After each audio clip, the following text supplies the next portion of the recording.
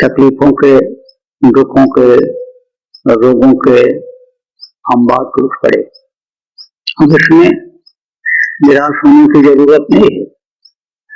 आदमी को हिम्मत और हौसला हमेशा बुलंद रखना चाहिए।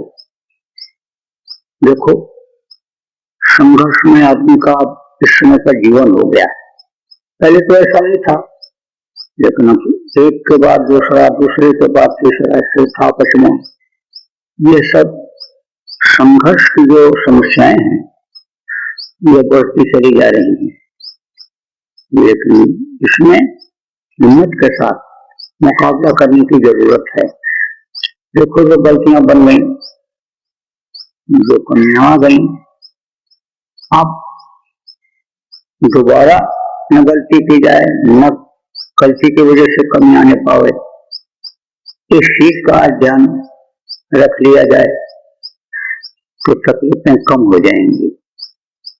देखो बहनों, आज जो पूर्णिमा है, चैत्र पूर्णिमा, चंद्र पूर्णिमा भी इसको कहा जाता है। सभी पूर्णिमाओं में तो चंद्र का प्रभाव रहता है, लेकिन चैत्र पूर्णिमा के दिन ज्यादा प्रभाव रहता है। तो लोग चंद्रमा की पूजा भी करते हैं, चंद्रदेव को खुश करते हैं, क्योंकि चंद्रदेव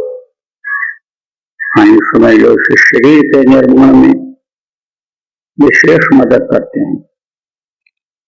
इसलिए चंद्रमा को लोग खुश करने के लिए पूजा करते हैं। संत मत जब नहीं था, समझ लो संतों का प्रादुर्भाव इस धरती पर नहीं हुआ था, और वो संत थे भी तो गुप्त संत थे, लोग का भेद जानने वाले नहीं थे, समान तो करते रहते थे। लेकिन जब लोगों के कर्म ज्यादा खराब हुए, तब सत्पुरुष ने अपने स्थान से जब भेजा, अपने 16 सुतों में से जो भेद को भेजा, तब उन्होंने सारा भेद खोल दिया और हर तरह की जानकारी हो गई। तो पहले जब इतनी जानकारी नहीं थी तो लोग उनकी पूजा करते थे। आप समझो कि नदियों में शरीर को स्वस्थ रखने के लिए, स्नान करने के लिए आज के दिन जाते थे। बराबर नियम था लोगों का, गंगा नहाने या नदियां जो बराबर बहती रहती हैं, जिसमें शुद्धता है, उन नदियों में स्नान करने के लिए जाते थे। कुछ नदियां ऐसी हैं जो जमीन के अंदर से निकली, उनका उद्गम जमीन के अंदर से हुआ है। कुछ ऐसी हैं जो पहाड़ों से निकली हैं, जैसे गंगा है, ये गंगोत्री पहाड़ से निकली हुई है।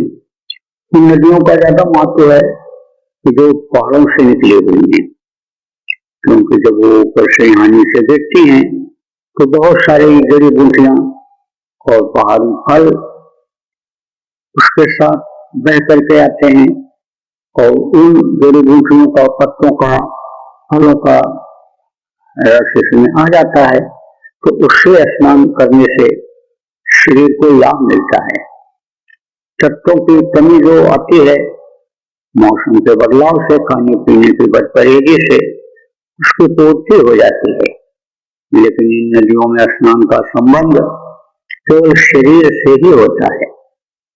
अब यह है कि आचार विचार, आहार और व्यवहार अगर सही रखा जाए तो सत्संगी को नदी में स्नान करने की आवश्यकता नहीं है। अब तो देखो समय ऐसा आ गया, परिस्थिति ऐसी आ गई, पैसा कमाने की, शरीर को बढ़िया सुंदर सुडौल बनाने की, सजावट इस शरीर की करने की, अच्छे घर में रहने की, बड़ा आदमी बनने की जब हो लग गई तो बहुत से लोग तो पहले की पूजा उपासना को भूल ही गए, स्नान करना ही भूल गए। आप समझो प्रेमियों की ऐसी परिस्थितियां लोगों की आ गई, भ्रष्टता ऐसी आ गई। हालांकि आदमी ने ऐसी परिस्थिति खुद बना लिया तो दिन रात दौड़ते रहते थे शरीर के सुख के लिए, लेकिन अब तो घर से निकलना भी इस समय कोरोना के समय में बहुत से लोगों का मुश्किल हो रहा है। लेकिन एक देखा देखी में हो लग गई इस तरह की। कहने का मतलब प्रेमियों ये है कि स्नान करना नदियों में ये पानी खराब नहीं है, लेकिन इसका संबंध शरीर से है। जो आपको रास्ता प्रेमियों बताया गया, समझो आपके ध्यान भजन करने का, सुमिरन करने का, वो जब आप करने लगोगे तो अंदर में ही ये नदियां सब बहते हुए दिखाई पड़ेंगे। स्नान अंदर में ही संतों ने कहा कि करो, ये घट बेहतर सात समुंदर, या ही मन मन नहाओ, मन मोरा विदस्वा जाओ, घर ही है क्या करी।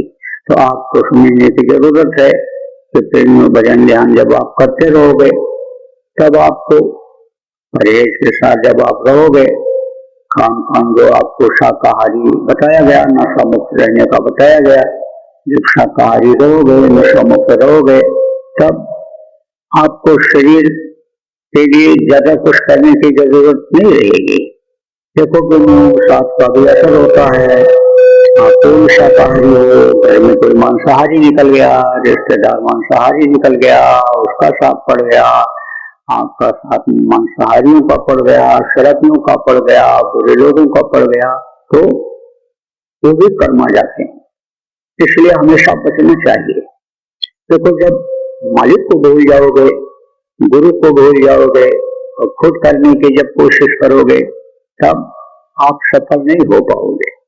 इसलिए हमेशा गुरु को याद रखने की जरूरत है, मालिक को याद रखने की जरूरत है, नाम को याद रखने की जरूरत है। नाम आपका ये क्या है जो मिला है, आपका यह हथियार है जो ये नाम मिला है, इससे आप बड़ी बड़ी लड़ाई जीत सकते हो।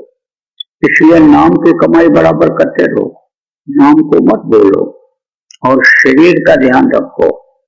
देखो खान पान का ध्यान रखो और समझो कि शरीर का विशेष ध्यान रखो, वहां कोई गलती न बनने पावे। और इस समय पर जो लोग आप कोरोना रोग से पीड़ित प्रेमियों हो गए हो, कहीं भी हो, देश में हो, विदेश में हो, जंगलों में हो, शहरों में हो, कहीं भी हो, तो आप लोग जो पीड़ित हो गए हो, आप लोग भी बराबर नाम की कमाई करते रहो, याद करते रहो, गुरु को मत बोलो। और आप ये समझो कि प्रेमियों इस तरह से लोगों को कष्ट है, उस कष्ट को देखकर सुनकर हम भी कभी कभी चिंतित हो जाते हैं कि प्रेमी देखो दुख में आ गए, लेकिन अब उस दुख से कौन निकालेगा? गुरु महाराज निकालेंगे। बराबर गुरु महाराज को याद करने की जरूरत है। आप मान लो बीमार हो ही गए, तो अब आप बीमार हो जाओ, गुरु महाराज की दया न ले पाओ, दया से हट जाओ, बीमारी बढ़ जाए, तो आपका क्या रहेगा यहाँ। इसलिए आपको ये समझना चाहिए कि सब कुछ समझो गुरु का हमारा हो गया, तन हो गया, कहा गया मन हो गया, तन मन धन, संतन को सर्वस्व, संत सदगुरु को सर्वस्व दे दिया जाता, तो आपका क्या रह गया। तो आपके अंदर अब जो तकलीफ में हो, मस्ती आनी चाहिए। आपको चिंता फिक्र करने की जरूरत नहीं है। आप जो दुख में पड़ गए हो, आप लोग बस यही समझो, जाहि बेजे राखे गुरु वही बेजे रहिए। समझिए कि गुरु के नाम को हम नहीं बोलेंगे, जो गुरु ने नाम दिया है उस नाम को नहीं बोलेंगे, गुरु ने जो नाम बताया है बराबर याद करते रहेंगे। आपको इस वक्त पर यह सोचने की, समझने की, मन में दिल में बैठा रहने की जरूरत है। तो प्रेमियों देखो, समय निकल जाता है, एक जैसा हमेशा नहीं रहता है। ये परिवर्तनशील संसार है, बदलता रहता है। जैसे मौसम बदलता है, दिन रात आते हैं, गर्मी ठंडी बरसात का मौसम होता है, ऐसे ही समस्याएं आती हैं, तकलीफें आती हैं, निकल जाती हैं, बस इसमें आपको हिम्मत बांधने की जरूरत है। लेकिन कहते हैं कि गेहूं के साथ घुल पिस जाते हैं, साथ करीब देर का भी अगर पड़ जाए तो उसका भी असर आ जाता है। गुरु महाराज एक बार सुनाए कि एक आदमी चोरी करता था, कि चोरी छिपती नहीं है, पकड़ जाती है, पकड़ी गई। एक दिन, 2 दिन, 4 दिन, 10 दिन भले छिपा ले, आदत बढ़ती जाती है, मन ही चोर हो जाता है और शरीर से चोरी कराने लगता है। पकड़ गया। तो कानपुर उत्तर प्रदेश में शहर है, वहीं का वाकया है, घटना है। पकड़ा पुलिस वालों ने, पुलिस वाले जो पकड़े, कुछ भीड़ इकट्ठा हो गई रोड के किनारे, किसको पकड़ा, कौन है, ये क्या है। तो एक सेठ रिक्शे पर बैठा हुआ जा रहा था। उस समय की बात है कि जब मोटर कारें बहुत कम हुआ करती थी किसी किसी के पास। तो सेठ रिक्शे बैठा हुआ जा रहा था, देखा भाई भीड़ इकट्ठा है, रिक्शे पर से रुको देखें क्या बात है। रुक गया, उतर कर ऐसे देखने लगा। तो चोर ने जब देखा सेठ जैसा है कोई, देखा तो कहा, अरे ये भी थे हमारे साथ। अरे भाई तुम कहाँ चले गए थे, हमको छोड़ करके सेठ जी, तुम कहाँ चले गए थे। और पुलिस वालों ने उसको भी पकड़ लिया, सेठ को। कहा ये भी थे, हाँ बोले ये भी थे, ये तो हमको अन्य संजू छोड़ के चले गए बीच में, ये भी थे, सरगना तो यही है। और पुलिस वालों ने उसको भी पकड़ लिया और बैठाया उसी रिक्शे पर। कहा चलो पुलिस स्टेशन चलते हैं, थाने पर चलते हैं। अब रास्ते में सेठ ने कहा चोर से, ये बता तुमने हमको क्यों बता दिया, हम तो तुझको जानते भी नहीं, कभी मुलाकात भी हमारी नहीं हुई, तो हमारा नाम क्यों ले दिया। तो बोला आपकी जमानत होगी तो हमारी भी हो जाएगी, आप सेठ आदमी हो, पैसा खर्च करोगे, बुकेज रख लोगे और आप छूटोगे तो हम भी छूट जाए। तो कहने का मतलब यह है, देखने से थोड़ी देर के साथ से ही, और देखो बेचारा सेठ कहाँ जा रहा था, कौन से काम धंधे के लिए अपने जा रहा था, और कहां से कहां पुलिस स्टेशन पहुंच गया और केस दर्ज हो गया उस पर। तो ऐसे ही है, असर हो जाता है साथ। तो अब ये जो कोरोना रोग है, इस समय पर जो बड़ी तेजी से फैल रहा है, इसमें बचने की प्रेमियों जरूरत है। देखो ये सरकारें जो भी हैं, जिस भी पार्टी के हो, कहीं भी हो, इस समय पर सारी सरकारें लोगों की जान बचाने में लगी हुई हैं, सारा मतभेद भूल करके। यानी ये लोग सब लोगों के जान बचाने में लगे हुए हैं। अब यह है कि कहीं कम कहीं ज्यादा मदद हो पा रही है लोगों की। इस समय पर आदमियों को भी चेतने की जरूरत है, आदमियों के अंदर भी सहयोग की भावना रखने की जरूरत है। खुद को बचाते हुए भी लोगों को बचाने की आवश्यकता है। सभी लोगों को इस समय पर लगने की जरूरत है।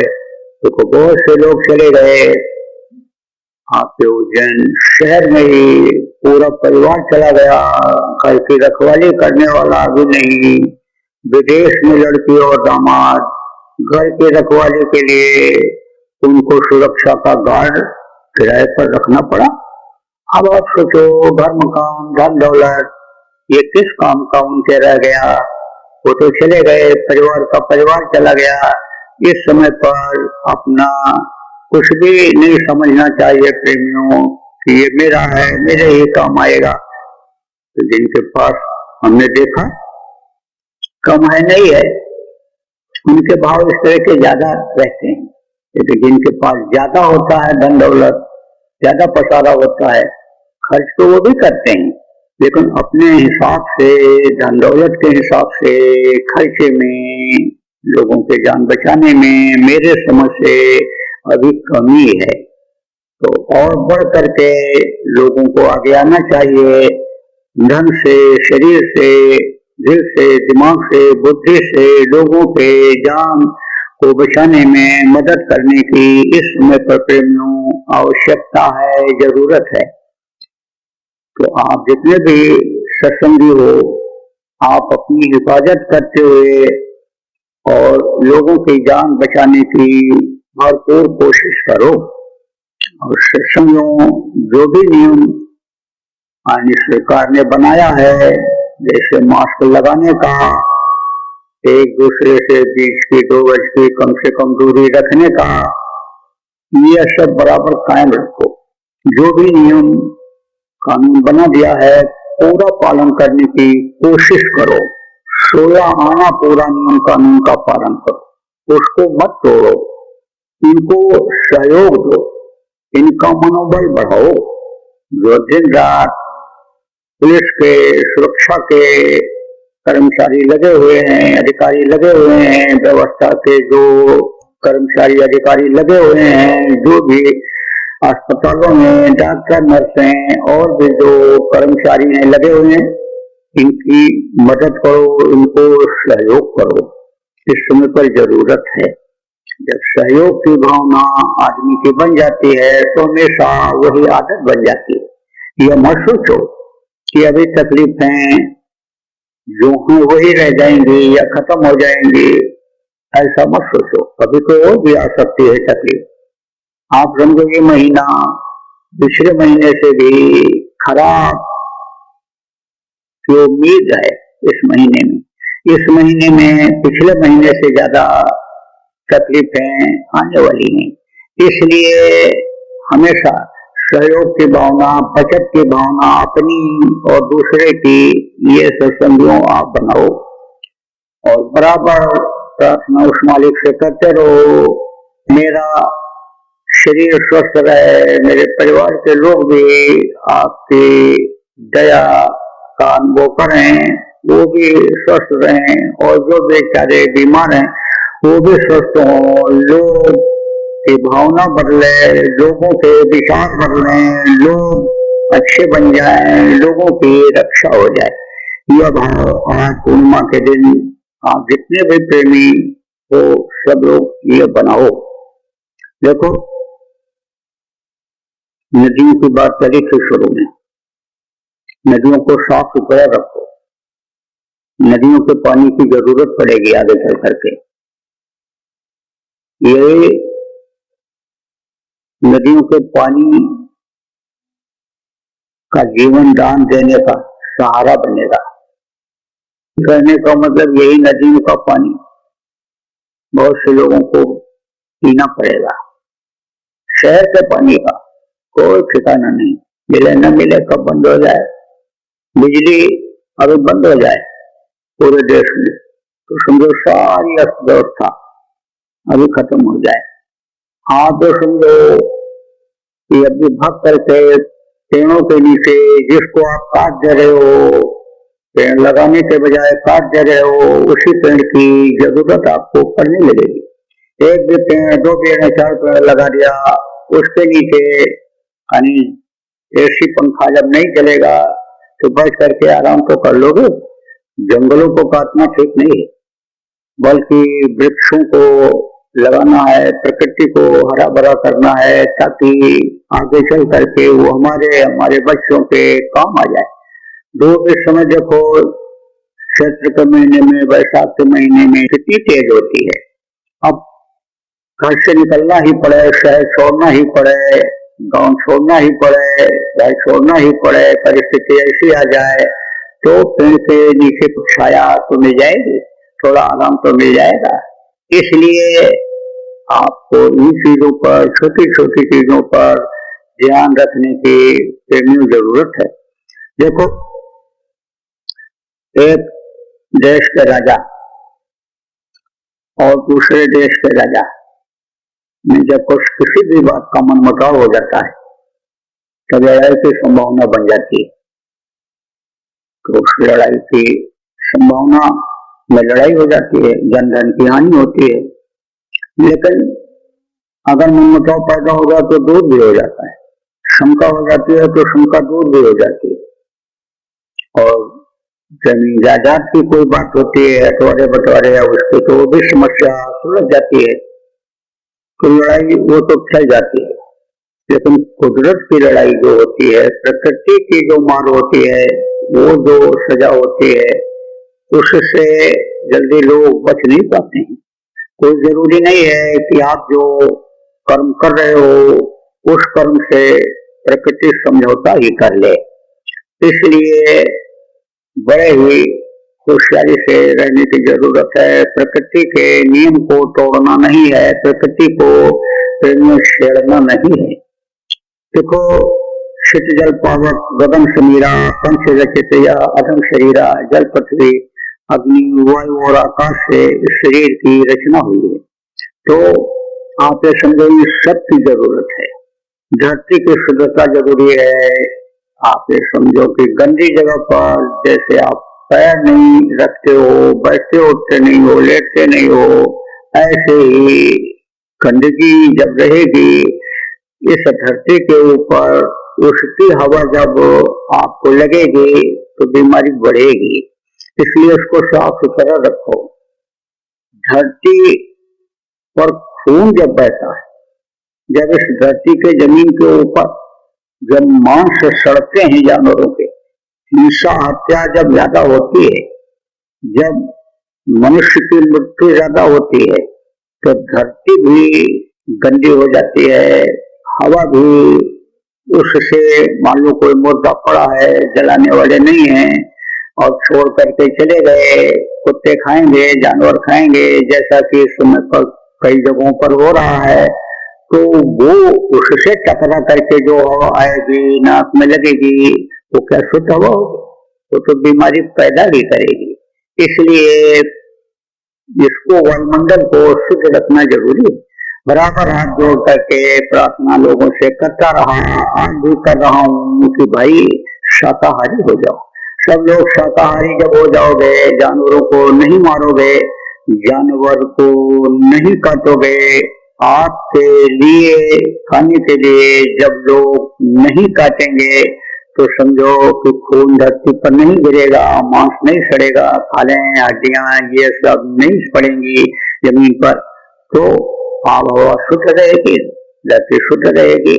और इससे जो जल है, जल भी दूषित नहीं होगा, उसमें भी कोई इस तरह की गंदी चीजें बहकर के नहीं आएंगी। आपको बहुत से लोगों को नहीं मालूम है, ऐसे जहाँ जानवर काटे जाते हैं वहाँ खून बहता है, और वो खून कहाँ जाता है? नाले से होकर के नदियों में जाता है, तो वो जल क्या होता है? दूषित हो जाता है, खराब हो जाता है। वो तत्व उसमें नहीं रह जाते हैं कि जो समझो कि उद्गम के स्थान पर जल में, नदियों में तत्व रहते हैं। इसलिए इस समय पर इन बातों पर विशेष में ध्यान रखने की जरूरत है। अब देखो, बहुत सारी बातों को तो गुरु महाराज बताते रहे और उनके जाने के बाद आपको बताया गया। अब उन बातों को बताना ठीक नहीं है, दोहराना इस समय ठीक भी नहीं है, क्योंकि बातों को जब लोगों ने नहीं माना, चाहे सत्संगी हों चाहे गैर सत्संगी हों, नहीं माना तो अब तकलीफ में आए। अब बातों को अगर दोहराए, बातों को अगर दोहराया जाए तो लोगों को तकलीफ होगी। कहते हैं ना कि कटे पर नमक क्यों लगा रहे हो? कोई कट जाए किसी दाना हथियार से और उसको नमक लगाओ तो बहुत दर्द तेजी से होता है, तो उस पर मलहम लगाने की जरूरत है कि वो ठीक हो जाए। तो चलो भाई, गलती ही बन गई तो आप गलती मत करना। सुबह का भूला शाम को घर अगर वापस आ जाए तो भूला नहीं कहलाता है। कर्मों को काटने के लिए बताया गया लोगों को, आज भी बताया जा रहा है कि भाई नहीं कुछ है तो जो कर्म बन गए, जय गुरु नाम की ध्वनि ही बोल करके काट लो। 1 घंटा सुबह शाम ध्यान भजन करके ही कर्मों को काट लो। तो कर्मों को काटने का, कर्मों के सजा, कर्मों के बारे में आप लोगों को बहुत पीछे से ही बताया जा रहा है। गुरु महाराज भी बताते रहे, गुरु महाराज के पहले भी जो पूरे संत हुए हैं सब लोगों ने कर्मों के बारे में बताया। तो कर्मों की सजा भोगनी पड़ जाती है। कर्म काटने के सब तरीके होते हैं, सेवा, भजन और सत्संग, ये सब क्या है? कर्मों को काटने के लिए बताया गया, तो आप कर्मों को काट लो। चलो सुबह का भोला शाम को घर वापस आ जाता है तो भोला नहीं कहलाता। अब जो तत्वों की कमी आ गई जिससे अन्य शरीर के अंदर जो रोग को के हराने की शक्ति थी, ताकत थी, उसमें कमी आ गई। उसके लिए जड़ी बूटियों के लिए आपको बताया गया था कि सारी चीजें इसी प्रकृति में हैं, सब कुछ कुदरत ने बना रखा है। जानकारी की जरूरत होती है, जब सत्संग मिलता है तो संतों से इन चीजों की जानकारी हो जाती। संतों ने ही सारी चीजों को बताया, ऋषि मुनियों ने ही सारी चीजों को बताया, इजहार उन्होंने ही किया। अब जिसको जानकारी हो गई, इनको कूट पीस करके तैयार कर लिया, दवा बना लिया, वही वैद्य हो गए, वही डॉक्टर हो गए, वही हकीम हो गए। तो आप देखो, याद रखो पुरानी बातों को। 1 साल से ऊपर हो गया। पिछले साल इसी स्थान पर होली के कार्यक्रमों में आपको बताया गया, होली के कार्यक्रम जो हुए थे 3 दिन का हुआ था, करीब आने वाले 1 आध दिन और आगे पीछे भी चल गया। तो उसमें कई सत्संग सुबह शाम तो हुए ही हुए थे। आप ये समझो कि उसमें बहुत सारी बातें बता दी गई थी। उस समय भी आपको बताया गया था कि ये जो मनुष्य शरीर के लिए उपयोगी हैं, उन पौधों को घर में लगाओ। एक अपने ही प्रेमी ने एक प्रेमी का हालचाल लिया तो कौन है, हमारे यहाँ तो सब घर वाले स्वस्थ हैं।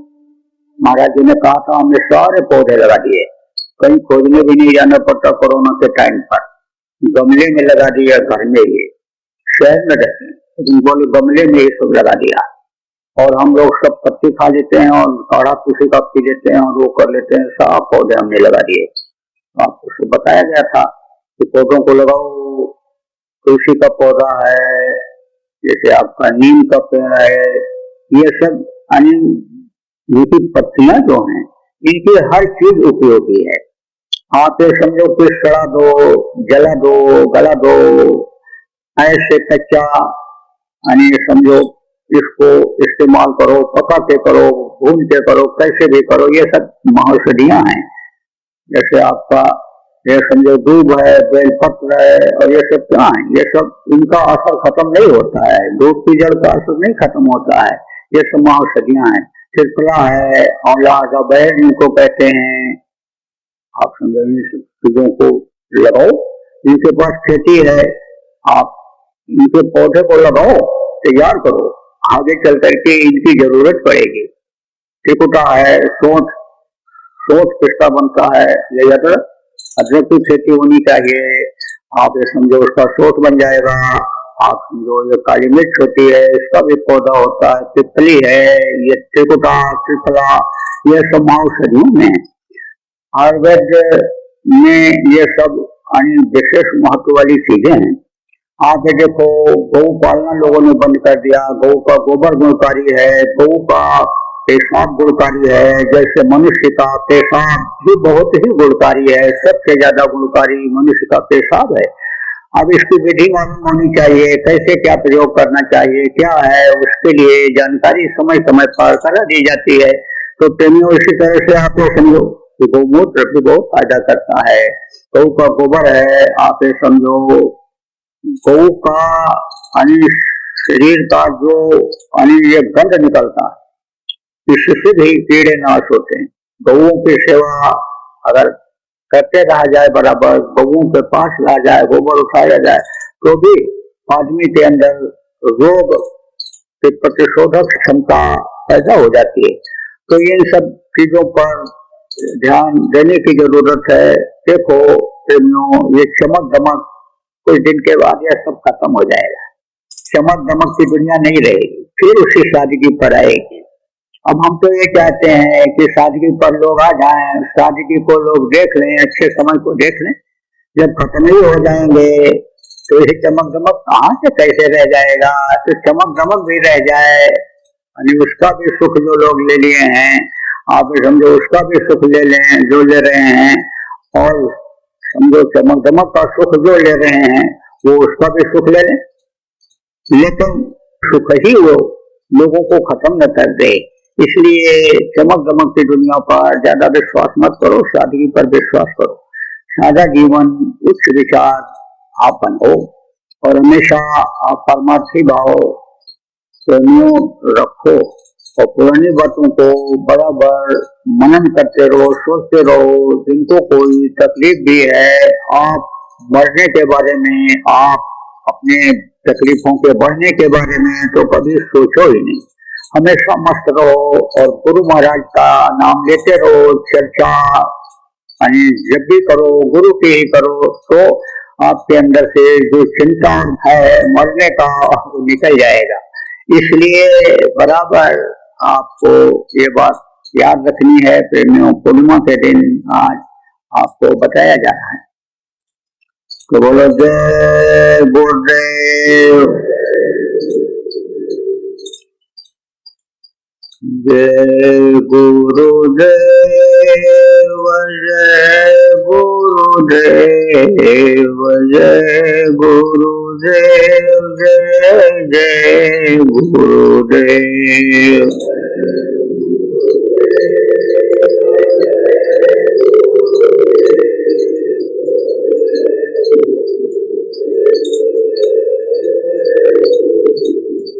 जय गुरुदेव, जय गुरुदेव, जय गुरुदेव, जय जय गुरुदेव।